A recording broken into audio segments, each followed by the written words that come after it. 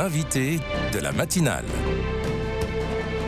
KTO Radio. Bonjour à tous. Pour la première fois, le ministère de l'Intérieur publie un bilan national détaillé des actes antireligieux en France. De manière générale, ces actes antireligieux sont en hausse depuis 2015, tous cultes confondus.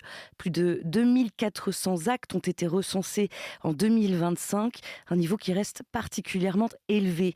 Ce rapport, il met en lumière des réalités différentes selon les cultes. Les actes antisémites restent majoritaires, les actes anti-musulmans progressent de plus de 80% et les actes antichrétiens continuent de toucher particulièrement les églises et le patrimoine religieux. Un bilan dont la publication intervient dans le cadre de l'organisation d'assises nationales et territoriales de lutte contre les actes antireligieux. Pour en parler, nous recevons Parvine Lacombe, administratrice du Bureau central des cultes au sein du ministère de l'Intérieur. Parvine Lacombe, bonjour. Bonjour. Alors, pour commencer, est-ce que vous pouvez nous rappeler ce que recouvre précisément la notion d'acte antireligieux ? Alors, la notion d'acte antireligieux s'applique à toute action, parole, écrit ou acte, dirigé contre une personne ou un bien en raison de son appartenance réelle ou supposée à une religion de son lien avec une pratique cultuelle. Ça, c'est la définition que fait le ministère de l'Intérieur qui recense les actes antireligieux d'un acte antireligieux. Ce rapport, ce bilan national, il a été dévoilé en avril dernier. Pourquoi le ministère a-t-il souhaité publier pour la première fois un rapport aussi détaillé ? Pour deux raisons. Tout d'abord, c'était une recommandation du rapport parlementaire Floren Mendes de 2022 qui recommandait effectivement de publier un bilan annuel, un rapport. Donc, c'était une des raisons de la publication de ce rapport, mais également au regard de l'augmentation et du niveau élevé des actes antireligieux ainsi que du lancement des assises nationales et territoriales de lutte contre les actes antireligieux en 2026, le ministère de l'Intérieur a souhaité rendre public le travail de recensement et aussi les actions menées par le ministère de l'Intérieur pour prévenir et lutter contre les actes antireligieux. De manière générale, ces actes antireligieux ont augmenté de plus de 20% depuis 2015, donc en une dizaine d'années, tout culte confondu. Que révèlent ces chiffres sur l'état des tensions et des menaces concernant les différentes religions en France aujourd'hui ? Alors, ces chiffres, ils sont effectivement à un niveau très élevé. Voire depuis 2023 à un niveau historiquement élevé, notamment pour les actes antisémites, qui ont quasiment été quand même multipliés par 3 depuis entre 2022 et l'année dernière. Donc en fait, les actes antireligieux, donc comme je l'ai dit, c'est une action dirigée contre une personne ou un bien en raison de son appartenance réelle ou supposée à une religion. Ça porte atteinte en fait à la liberté de conscience, à la liberté d'exercice du culte, mais également à la cohésion nationale, d'où la préoccupation du ministère de l'Intérieur et de l'État de manière générale sur le suivi de niveau de ces actes, mais aussi sur les actions qui sont menées. Le bilan des actes antireligieux, il distingue les actes antisémites, antichrétiens et antimusulmans. Pourquoi était-il important, nécessaire, de regarder précisément les réalités vécues par chaque culte ? Je voudrais d'abord repréciser que le ministère de l'Intérieur, donc plus précisément la Direction nationale du renseignement territorial, recense donc ces actes via les plaintes, les mains courantes qui sont déposées, mais aussi les faits avérés signalés par les cultes.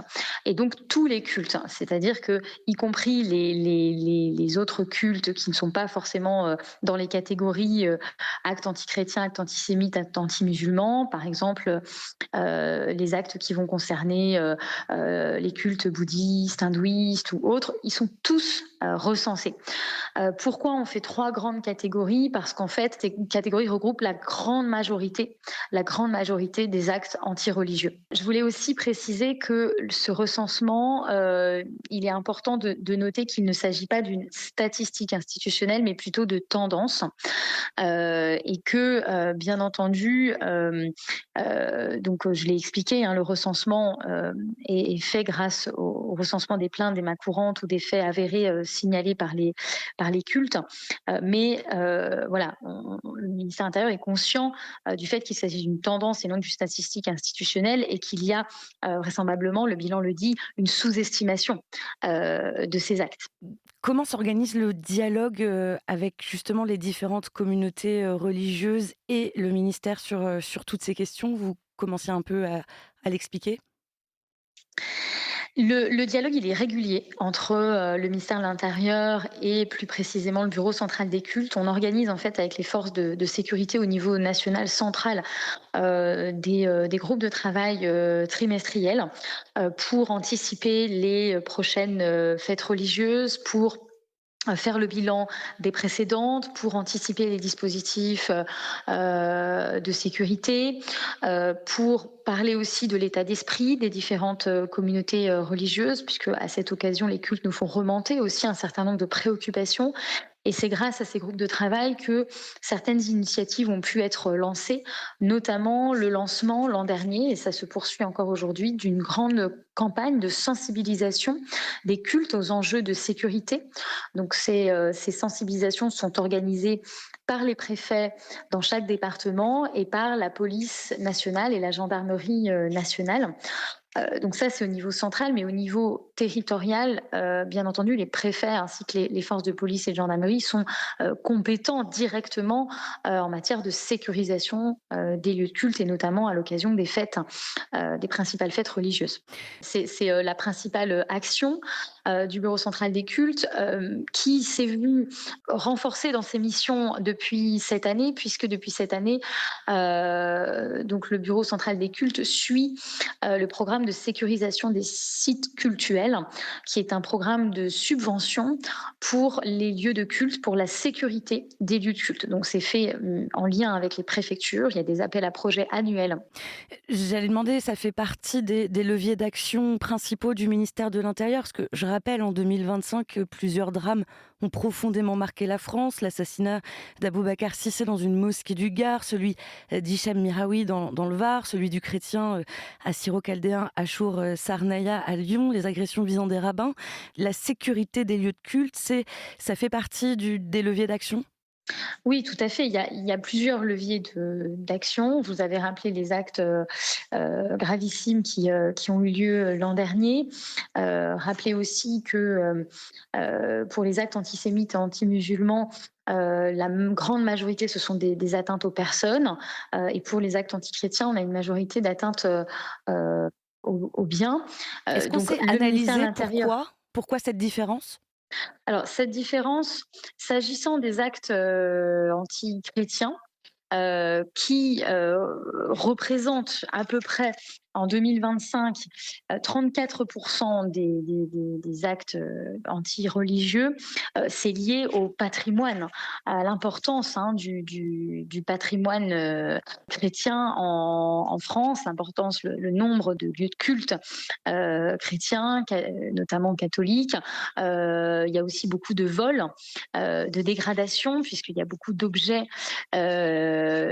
parfois classés, d'objets d'art dans les différents lieux de culte, les différentes églises, ce qui explique beaucoup le fait que les actes antichrétiens soient en majorité à 87% composés d'atteintes aux biens. Je rappelle juste que dans le bilan, on peut lire que la communauté catholique concentre la quasi-totalité de ces actes Tout à fait. anti-chrétiens. À travers ces drames qui ont touché des personnes de confessions, d'origines différentes, quels défis vous voyez, vous, aujourd'hui, pour le vivre ensemble en France? Alors le défi, je l'ai dit tout à l'heure, effectivement, les actes antireligieux, ils touchent aux croyances, à la liberté de conscience, à la cohésion effectivement nationale dont vous parlez. Le défi, il n'est pas uniquement pour le ministère de l'Intérieur. Vous posiez la question tout à l'heure des leviers d'action. Donc on a un levier au ministère de l'Intérieur qui est lié à notre compétence de sécurisation opérationnelle des lieux de culte, de financement avec ce programme dont j'ai parlé, mais aussi de conseil. C'est aussi l'action des référents sûreté de la police et de la gendarmerie qui peuvent conseiller les responsables de lieux de culte. Mais ça ne se limite pas au ministère de l'Intérieur. L'enjeu, c'est vraiment une action interministérielle de prévention et de répression des actes antireligieux et aussi de mobiliser un dialogue interreligieux sur ces questions. C'est l'objet des assises nationales et territoriales de lutte contre les actes antireligieux qui ont été lancées par le président de la République en début d'année, qui sont en train de se dérouler au niveau national et au niveau territorial dans tous les départements de France. L'idée de ces assises, c'est de créer déjà du dialogue, une prise de conscience territoriale, locale, auprès d'un certain nombre d'acteurs sur cet enjeu de la lutte contre les actes antireligieux et sur la façon dont on peut mieux prévenir, mais aussi auprès des plus jeunes, sensibiliser, prévenir et lutter contre ces actes. Et justement, qui participe à ces assises locales et nationales et qu'attendent concrètement de ces assises dans les prochains mois? Ça sera ma question de Donc, conclusion. l'objectif de ces assises, il est triple. Le premier, c'est vraiment mobiliser, comme je le disais, l'ensemble des acteurs concernés de près ou de loin par les actes antireligieux pour mieux les comprendre, mieux connaître le phénomène, selon une approche de dialogue interreligieux, de dialogue et en particulier de dialogue interreligieux. Bâtir aussi une approche commune de prévention et de sûreté pour amplifier les actions locales de sécurisation. Et dans une logique vraiment pluridisciplinaire, interministérielle, identifier les pistes nouvelles pour mieux prévenir, documenter et réprimer les actes antireligieux. Ça, c'est vraiment les objectifs. Donc, il y a un groupe de travail national qui a été désigné par le Premier ministre, dont le coordonnateur est Monsieur Philippe Gaudin, qui a pour objectif de réaliser d'ici la fin d'année donc un rapport sur ces assises qui doit établir un certain nombre de propositions. Ce groupe de travail national, il est composé d'experts, de chercheurs, d'universitaires, de représentants des cultes et également de représentants de l'administration. Ils sont en train en ce moment de passer un certain nombre d'auditions.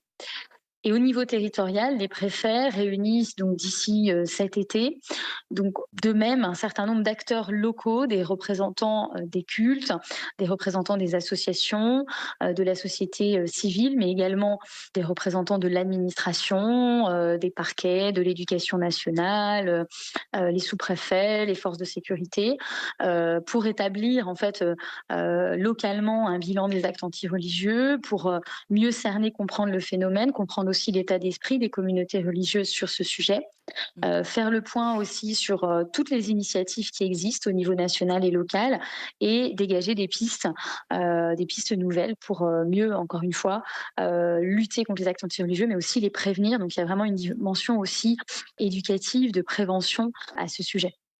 Merci Parvine Lacombe d'avoir été l'invitée de la matinale sur KTO Radio. Je rappelle que vous êtes administratrice Merci à vous. du Bureau central des cultes au sein du ministère de l'Intérieur.